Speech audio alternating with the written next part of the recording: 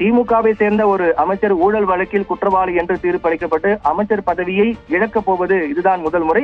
இதற்கு முன்பு கூட நாம் கடந்த கால வரலாற்றை பார்த்தோம் என்றால் திமுகவை பொறுத்தவரை இதற்கு முன்பு கூட முன்னாள் அமைச்சர் செல்வ கணபதி அதிமுகவில் இருந்த காலத்தில் செய்த ஊழல் வழக்கில் தான் தண்டனை பெற்றிருந்தார். ஆனால் திமுகவின் அமைச்சராக இருந்து கொண்டு ஊழல் வழக்கில் குற்றம் சாட்டப்பட்டு தண்டனை பெறக்கூடிய முதல் அமைச்சராக பொன்முடிதான் இருக்கின்றார்.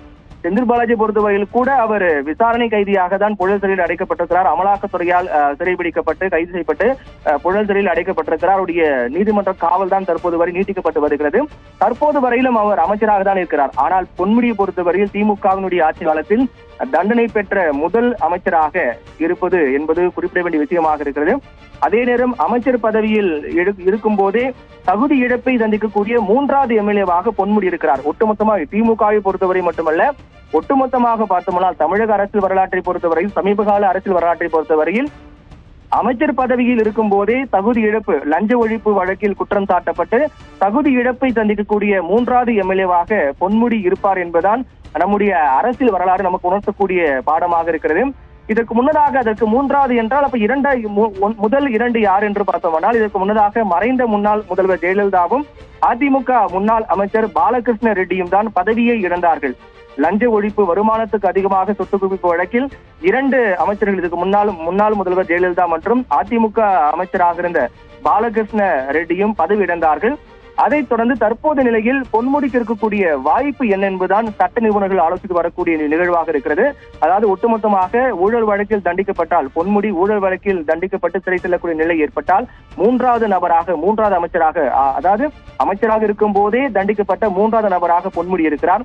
தற்போது இருக்கக்கூடிய வாய்ப்பை பொறுத்தவரையில் அவர் தீர்ப்பை எதிர்த்து உயர்நீதிமன்றத்தின் இரு நீதிபதிகள் அமர்விலோ அல்லது உச்சநீதிமன்றத்திலோ மேல்முறையீடு செய்ய வேண்டும் என்பதுதான் தற்போது அவருக்கு இருக்கக்கூடிய வாய்ப்பாக பார்க்கப்படுகிறது. அப்படி மேல்முறையீடு செய்த வழக்கில் நீதிமன்றம் பொன்முடி குற்றவாளி என்ற தீர்ப்புக்கு தடை விதிக்க வேண்டும். அப்படி செய்தால் மட்டும்தான் பதவி தப்பும். அதாவது அவர் குற்றவாளி இல்லை என்று நிரூபணமானால், குற்றவாளி இல்லை என்று நீதிமன்றம் தீர்ப்பு வழங்கினால், தற்போது அல்ல, ஏனால் ஏற்கனவே கடந்த 19ஆம் தேதியே பொன்முடி குற்றவாளி என்று தீர்ப்பு வழங்கப்பட்டது. தண்டனை விவரம் தான் இன்று வெளியாகிறது. இதற்கு பிறகு அவர் மேல்முறையீடு செல்லக்கூடிய பட்சத்தில் அவர் குற்றவாளி இல்லை என்று அந்த தண்டனைக்கு தடை ஆணை வாங்கினால் மட்டும்தான் அவருடைய எம்எல்ஏ பதவி என்பது தப்பும். தொடர்ந்து அவர் மக்கள் பிரதிநிதியாக செயல்பட முடியும், அமைச்சராகவும் அவர் செயல்பட முடியும். அவருடைய அமைச்சர் பதவியும் பறிபோகும் நிலை ஏற்படாது. ஆனால் அவர் மேல்முறையீடு சென்ற பிறகும் அவர் குற்றவாளிதான் என்று நிரூபிக்கப்பட்டால், குற்றவாளிதான் என்று தீர்ப்பு வழங்கப்பட்டால் அவருக்கு அமைச்சர் பதவி மற்றும் எம்எல்ஏ பதவி பறிபோகும் என்பதில் எந்தவித மாற்று கருத்தும் இல்லை.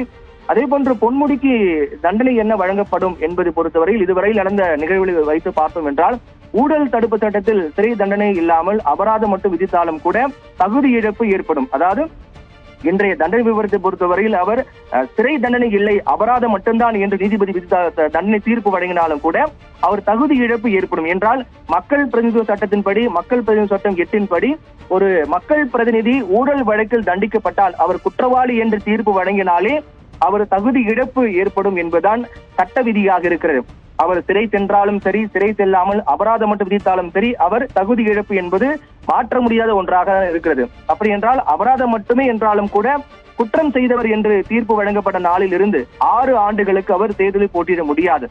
அதே நேரம் பொன்முடிக்கு எதிராக வழக்கு 2018ஆம் ஆண்டுக்கு முன்பு பதிவு செய்யப்பட்டதாகும். அதனால் அவருக்கு குறைந்தது ஓராண்டு முதல் 7 ஆண்டுகள் வரை சிறை தண்டனை விதிக்க வாய்ப்பு இருப்பதாக சட்ட நிபுணர்கள் கூறுகிறார்கள். பொன்முடிக்கான தண்டனை என்பது இன்னும் சில நிமிடங்களில் வர இருக்கின்றது.